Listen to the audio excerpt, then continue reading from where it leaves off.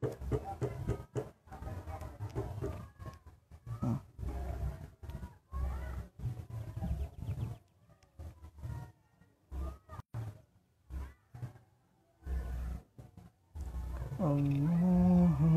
sholli ala sayyidina.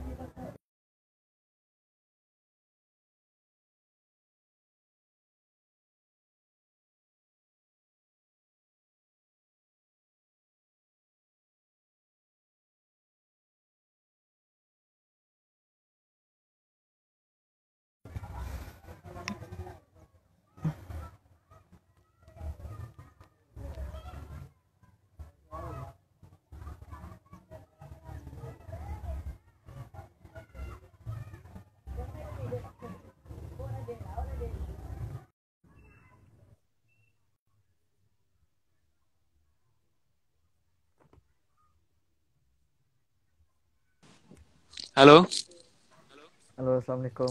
Assalamualaikum warahmatullahi wabarakatuh. Alhamdulillah bang. Aduh, ini malam lagi di kampung ya, jadi jaringannya agak susah nih. Saya harus ke sawah ini. Iya, iya nggak apa-apa bang. Terima kasih Sebentar, loh bang udah bersedia bang. nyari ini yang Posisi yang pas bang bagus. ya. Eh, Iya, oke, Ayo bang, bisa dimulai bang ya. silakan. Eh, Assalamualaikum warahmatullahi wabarakatuh. Waalaikumsalam warahmatullahi wabarakatuh. Al- Alhamdulillah, assalatu wassalamu ala asrofil anbiya wal mursalin wa ala alihi wa sahbihi ajma'in amma ba'du. Dan alhamdulillah bertemu lagi dengan PC Ibnu PPNU Jakarta Utara dalam acara kegiatan yaitu diskusi pelajar Ramadan dengan tema menjadikan kader Ibnu PPNU mengutamakan pendidikan. Dan alhamdulillah di tengah-tengah kita sudah bersedia hadir. Beliau merupakan dosen sarjana UI. Beliau Bang Ahmad Boydawi. Untuk lebih lengkapnya saya bacakan CV-nya. Nama lengkap beliau adalah Ahmad Boydawi, SPDI, MSI, tempat tanggal lahir Cirebon, 6 Juni 1990, alamat domisili Jalan Paseban Timur, nomor 2, nomor 64, Kelurahan Paseban, Kecamatan Senen, Jakarta Pusat. Riwayat pendidikan beliau, 2002 beliau lulus Madrasah Ibtidaiyah di Jalul Ulum. 2005 beliau lulus MTS di Jalul Ulum Cirebon. 2008 beliau lulus Buntet Pesantren Cirebon. 2013 beliau lulus program sarjana IAIN Syekh Nurjati Cirebon, pendidikan IPA. 2016 beliau lulus program pascasarjana Universitas Indonesia Kajian Timur Tengah Islam Kajian Islam. Perkenalkan, nama saya Musleh yang akan menjadi host pada acara hari ini, yaitu diskusi pelajar Ramadan. Untuk mempersingkat waktu, mari bersama-sama kita masuk pada diskusi hari ini. Menurut Abang, menurut Anda, apakah pendidikan itu? Baik, terima kasih rekan Musleh sebagai host dan PC Ibnu Jakarta Utara yang telah melaksanakan diskusi pelajar Ramadan ya atau DPR. Sangat bagus sekali kegiatan-kegiatannya ya, PC Ibnu Jakarta Utara ya. Selama masa pandemi ini kita bisa hanya diam di rumah saja ya, tapi bisa melakukan hal-hal yang bisa bermanfaat. Baik, tema kita tadi saya dikasih tema tentang pendidikan ya, karena ini juga terkait dengan memperingati Hari Pendidikan ya, masih refleksi. Kalau bagi saya pendidikan adalah sebuah proses untuk berubah dari seseorang ya, berubah dari hal yang tidak tahu menjadi tahu, berubah dari hal yang buruk menjadi baik, berubah dari hal yang malas menjadi rajin, pokoknya berubah dari hal yang negatif ke hal yang positif. Itulah ini pendidikan. Ya. Kalau lebih luas, para ahli sudah banyak ya yang mendefinisikan belajar pendidikan itu adalah proses ada transfer knowledge dan lain sebagainya itu banyak ya. Tapi secara sederhana bagi saya pendidikan adalah proses berubah begitu, rekan. Kalau menurut Abang nih Bang ya, seberapa penting sih Bang pendidikan itu bagi sebuah bangsa nih Bang? Baik, pendidikan merupakan pilar utama ya yang menopang majunya sebuah bangsa. Seperti bahkan dalam wahyu yang pertama ya, kita sebagai orang Islam, wahyu yang pertama yang disebutkan adalah Iqra ya, atau membaca. Di situ tersirat bahwa belajar, kemudian berpendidikan, berproses itu adalah merupakan hal yang wajib bagi seorang dalam kehidupannya menuju yang lebih baik tentunya. Kita ingat bahwa kemudian Islam itu kan membawa kita dari zaman kegelapan ke zaman ke yang terang benderang, ke zaman jahiliyah, ke zaman yang baik begitu. Jadi sangat penting ya, karena iya. Iya. Gitu. Iya, selanjutnya, Bang. Ya, jadi gini Bang, untuk selanjutnya Bang, menurut Abang nih ya, kapan bisa dikatakan kader IPNU EPPNU itu berhasil dalam pendidikan dan Bang? Dan apakah itu ada persentasenya Bang? Baik, kalau secara formal saya kira belum terlalu banyak ya. Artinya masih sifatnya masih gradual. Gradual itu belum terkonsolidasi atau belum terkoordinasi dengan baik.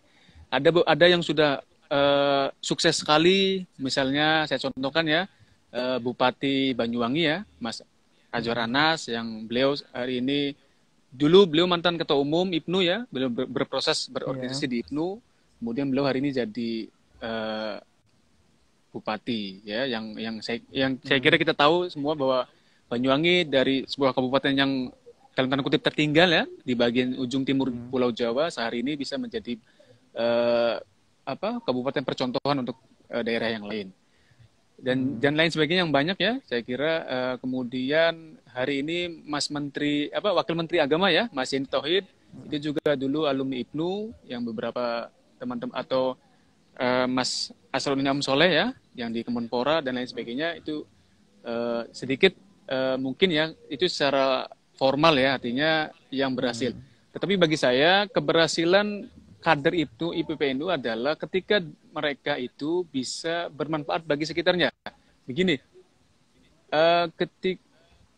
ketika kita mendapatkan pendidikan atau mendapatkan berproses ya, entah itu pendidikan formal ataupun informal dalam hal berorganisasi, itu hendaknya kita terapkan. Misalkan di dalam desa ya, kita aktif, kemudian kita coba bangun remaja masjid, coba diaktifkan, atau karang tarunanya, atau kegiatan-kegiatan yang bersifat kepemudaan di daerah, di desanya, di tempat tinggalnya gitu maksudnya. Nah, itu saya kira ketika dia bisa menjadi leader, menjadi pionir, menjadi penggerak, itu saya kira bisa dikatakan sukses. Gitu. Artinya secara non formal ya, yang tadi saya katakan, kalau formal yang tadi. Jadi artinya itu Bang, kita sebagai kader IPNU EPPNU itu nih Bang ya, di seluruh bangsa Indonesia Bang, khususnya di DKI Jakarta Utara nih Bang ya, harus bisa menyesuaikan dengan lingkungan, bermanfaat dengan lingkungan, dan kita harus bisa memperbaiki SDM yang ada di lingkungan juga gitu Bang ya. Iya, tentunya begitu, karena seperti apa yang dikatakan oleh pendiri IPNU itu, Profesor Kiai Haji Tolah Manjur, bahwa pendidikan ya itu untuk mendekatkan manusia dengan masyarakat, ya, bukan untuk menjadi kasta elit di dalam masyarakat ya. Jadi orang yang berpendidikan itu harus bisa membaur, harus bisa mengayomi, harus bisa membersamai ya masyarakat sekitarnya, bukan malah menjadi kasta elit yang kemudian pengen dipuja dan lain sebagainya begitu. Iya Bang, kalau menurut Abang sendiri nih Bang ya, kader IPNU PPNU itu Bang yang berhasil di bidang pendidikan itu kira-kira siapa aja tuh Bang? Yang berhasil di bidang pendidikan ya saya kira banyak ya. Ada beberapa juga alumni yang jadi dosen, yang kemudian juga bisa menembus kampus luar negeri ya. Ya, saya tidak bisa sebutkan nama satu persatu, tapi ada ya yang atau bisa kuliah sampai di luar negeri dengan beasiswa ya. Itu beberapa contoh dari kader IPNU yang kemudian berhasil dalam pendidikan. Tapi kalau menurut saya tidak semua kemudian keberhasilan itu bisa diukur dengan ini ya, dengan hal yang wah gitu. Saya kira selama kita bisa memanfaatkan, bisa mengamalkan pendidikan kita yang kita punya itulah saya kira keberhasilan itu, saya kira gitu. Nah, kalau menurut Abang nih Bang ya, kalau menurut Abang apakah sistem pendidikan di Indonesia ini sudah baik Bang? Sistem ya, saya kira sistemnya ini ya, karena kita apa ya, setiap ganti menteri mesti ganti kebijakan, ganti menteri ganti apa, ganti sistem, ganti kurikulum dan lain sebagainya. Jadi kurikulum yang kemudian sudah dikonsep dari awal, kemudian ketika 5 tahun ganti menteri, ganti presiden, ganti lagi, jadi rubah lagi. Saya kira konsep model pendidikan yang paling baik adalah pendidikan pesantren, ya. Jadi di mana Iya bang. sentralnya adalah saat di kiai, ya. Artinya Iya betul bang. mau siapapun yang memimpin pesantren itu konsepnya tetap sama, begitu. Saya kira itu ya, artinya saya bukan berarti apa ya, meinikan konsep pendidikan kita, tapi hari ini kita harus belajar dari pesantren yang kemudian bisa melahirkan orang-orang yang keren, ya, orang-orang yang bisa memberikan manfaat bagi yang lain, gitu. Iya, Bang. Jadi kita sebagai penerus bangsa nih bang ya, kita sebagai pelajar juga di organisasi pelajar harus bisa memperbaiki sumber daya manusia kita agar di bidang pendidikan kita juga membaik bang ya. Ya, itu Untuk wajib untuk bagi kader itu wajib belajar. Belajar itu nggak mesti di sekolah formal, nggak mesti di kampus, nggak mesti di apa, ya di tempat-tempat formal nggak mesti. Kita belajar bermasyarakat, kita bergaul, kemudian bisa ikut berorganisasi, itu juga belajar juga dalam rangka memperbaiki SDM, dalam rangka memperbaiki pengetahuan, ya begitu. jadi kita Gitu. sebagai sumber daya manusia yang baik itu bisa memanfaatkan fasilitas yang ada bang ya. Iya, betul. Apapun ya, artinya jangan kemudian kita menyalahkan keadaan. Misalkan, wah ini saya di rumahnya nggak ada jaringan misalkan.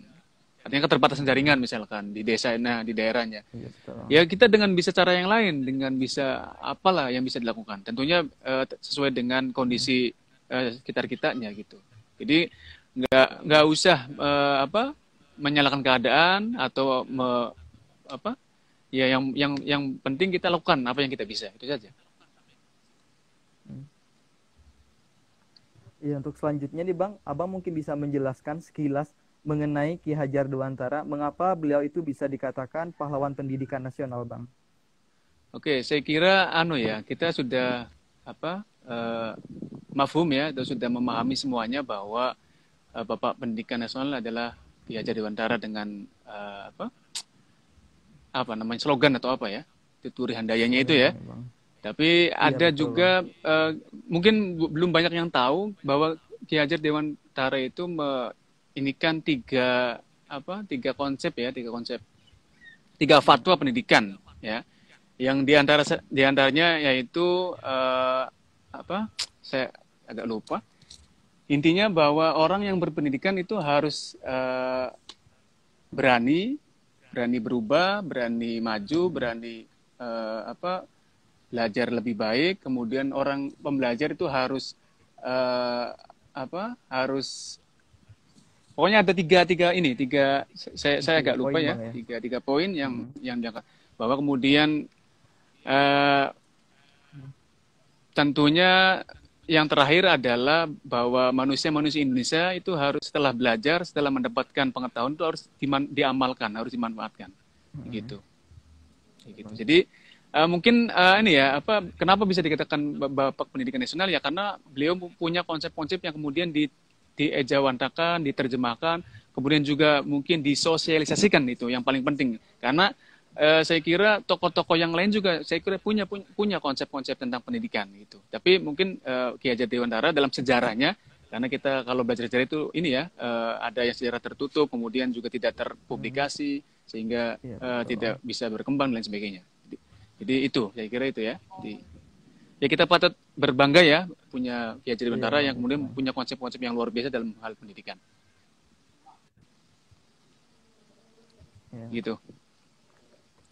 Untuk selanjutnya nih Bang, kan sudah dijelaskan mengenai sekilas mengapa Ki Hajar Dewantara itu bisa dikatakan pendidikan nasional karena banyak hal-hal yang telah dibuat untuk bangsa ini Bang ya gitu Bang. Yeah. Mungkin untuk selanjutnya Bang ada pertanyaan dari para netizen Bang ya. Bisa ditanyakan langsung ya? ke iya narasumber kita untuk sekarang. Okay. Silakan untuk para netizen.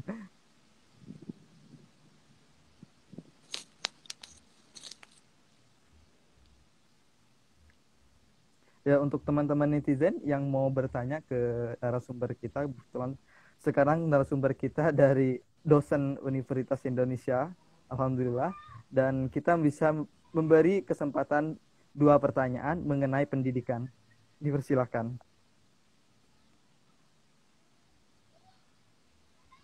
Bisa diketik kolom komentar ya.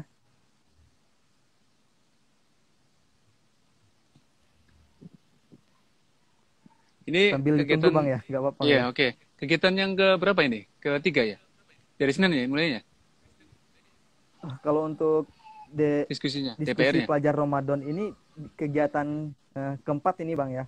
Karena Oh, keempat sebelumnya ya? kita itu punya PC IPNU Jakarta Utara itu Bang punya program Kurma Ajwa namanya Bang, yaitu Maju. kuliah Ramadan Ahlussunnah wal Jamaah itu Bang. Dan Oke. alhamdulillah kita menjadikan narasumber itu Bang kiai-kiai yang ada di Jakarta Utara, terus domisioner dan senior-senior di IPNU lainnya gitu Bang. Oke. Iya.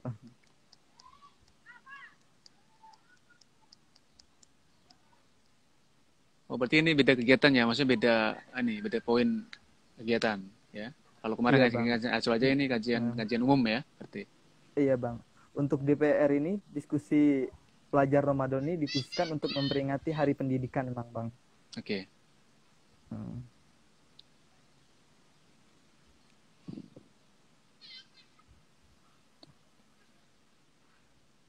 Mungkin karena ini Bang ya teman-teman netizen mungkin masih belum ada yang pertanyaan, bisa kita lanjut Bang ya. Oke, silakan. Kita lanjut aja. Ya Bang. Sambil ini. Jadi untuk selanjutnya itu Bang pesan-pesan buat para pelajar NU di Indonesia itu Bang, terutama di tengah kondisi pandemi COVID-19 ini seperti apa Bang? Oke, kalau ngomong pelajar ya, saya juga masih pelajar ya. Iya Jadi betul. ini pesan ini buat saya sendiri terutama, dan Iya betul. umumnya bagi teman-teman rekan-rekan pelajar di seluruh Indonesia ya. Eh, Iya Bang. saya juga hampir 2 bulan ya di rumah aja ya. Tapi Iya dengan betul Bang. beberapa kegiatan ya, tetap ngajar, tetap saya menulis, tetap ya pokoknya tetap seperti biasa, nggak ada perubahan. Yang berbeda adalah mobilitas saya. Biasanya pergi dari satu tempat ke tempat lain, saya ke kampus, saya ke kantor, kemudian balik lagi ke tempat tinggal. Kalau hari ini saya di rumah, tapi mobilitas kegiatan tetap berjalan. Artinya Hmm. teman-teman selama masa pandemi ini semuanya ya, ini juga karena saya juga begitu, tetap melaksanakan hal yang seperti biasa dilaksanakan. Misalkan membaca, misalkan menulis, misalkan berdiskusi, ya, dengan cara apapun, dengan media Hmm. apapun, ya. Artinya yang berubah hanya kitanya saja, ya, mobilitas kitanya. Tapi mobilitas kegiatan Hmm. kita itu jangan sampai kemudian berubah. Yang ngaji tetap ngaji, ya. Yang istilahnya yang kursus tetap kursus, ya silakan disesuaikan dengan kondisi tentunya, ya. Tentu ada keterbatasan, ya pasti, karena kita tidak bisa ini langsung ya, tetapi kita berusaha sebisa mungkin untuk tetap melaksanakan kegiatan-kegiatan tersebut, Hmm. begitu. Sekira itu, jadi tetap semangat. Saya juga nggak apa ya, ya kalau bosan ya bosan, karena nggak kemana-mana toh, di rumah aja kan, nggak bisa ke mall, nggak bisa ke taman dan lain sebagainya.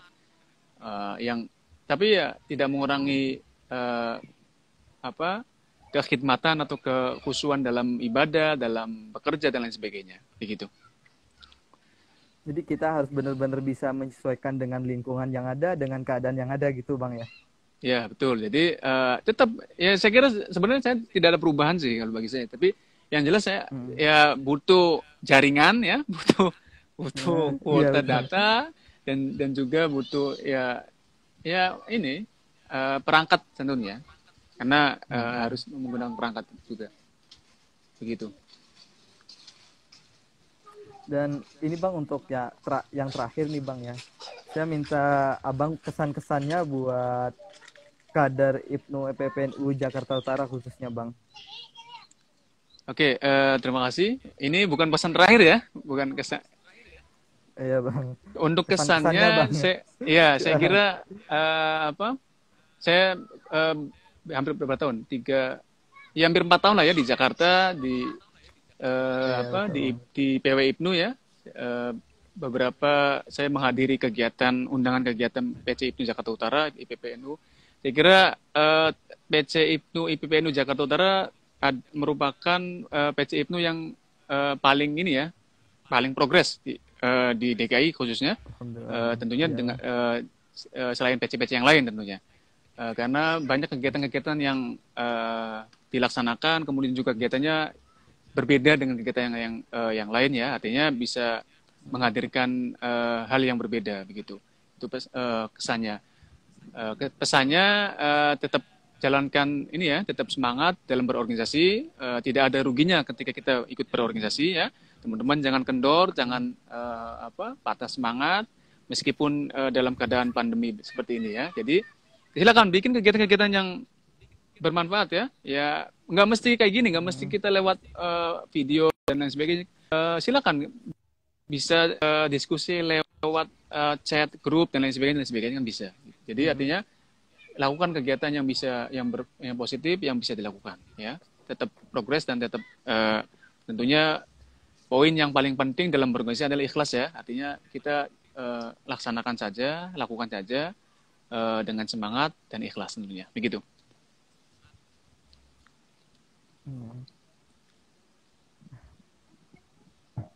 Ya Bang, alhamdulillah, terima kasih Bang. Jadi benar apa yang dikatakan Abang tadi, bahwasanya kita walaupun di tengah pandemi ini kita tidak boleh hanya diam Bang ya, tapi kita harus bisa melakukan hal-hal positif, memanfaatkan media yang ada, dan kita sebagai pelajar IPNU harus memperbaiki pendidikan itu Bang, agar kita menjadi sumber daya manusia yang bagus gitu Bang ya. Yeah. Dan untuk selanjutnya Bang, semoga Abang selalu senantiasa diberi lindungan oleh Allah Subhanahu wa taala, diberi keselamatan dan diberi kesehatan, Bang. Oke. Ya, Bang. Mungkin diskusi hari ini, Bang, cukup sampai hari ini aja, Bang, kali ini, Bang. Oh gitu. Itu ada pertanyaan nggak dijawab dulu? Satu pertanyaan kayaknya itu. Atau waktunya sudah cukup?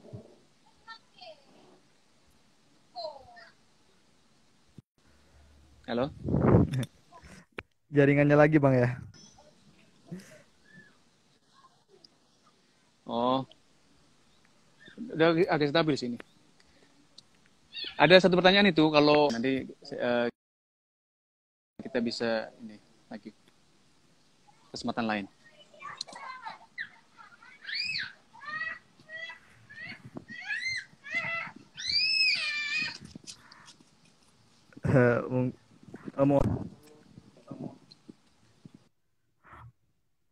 Mohon maaf teman-teman, jaringan dari narasumber kita hari ini terganggu karena beliau sekarang kondisinya masih dalam keadaan di kampung dan mungkin ada gangguan jaringan. Dan saya sebagai host